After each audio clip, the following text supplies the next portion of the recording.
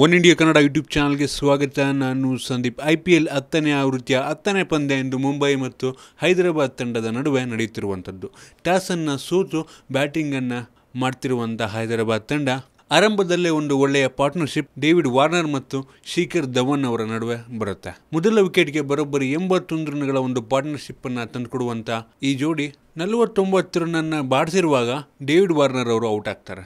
ಈ 49 ರನ್ಗಳಲ್ಲಿ 2 ಸಿಕ್ಸು ಮತ್ತು 7 4ಗಳು ಒಳಗೊಂಡಿರುತ್ತೆ. ಹರ್ಭಜನ್ ಸಿಂಗ್ ಅವರು ಮಾಡಿದಂಥ ಬೌಲಿಂಗಿಗೆ ವಿಕೆಟ್ ಕೀಪರ್ ಪಾರ್ಥಿವ್ ಪಟೇಲ್ ಅವರು ಒಂದು ಡೈವ್ ಮಾಡಿ ಹಿಡಿಯುವ ಮೂಲಕ ಆಕರ್ಷಕ ಕ್ಯಾಚ್ ಅನ್ನ ಹಿಡಿದು ವಿಕೆಟ್ ಅನ್ನ ತಂದುಕೊಡ್ತಾರೆ. ಹೈದರಾಬಾದ್ಗೆ ಇನ್ನೂ 9 ಓವರ್ ಬಾಕಿ ಇದ್ದು ಇದೇ ರೀತಿ ಆಟವನ್ನ ಮುಂದುವರಿಸಿದ್ರೆ 180ರಿಂದ 190 ರನ್ಗಳನ್ನು ಆರಾಮಾಗಿ ಹೊಡಿಬಹುದು ಅಂತ ನಮಗನ್ಸುತ್ತೆ. ನಿಮ್ಗೆ ಅನ್ಸುತ್ತೆ?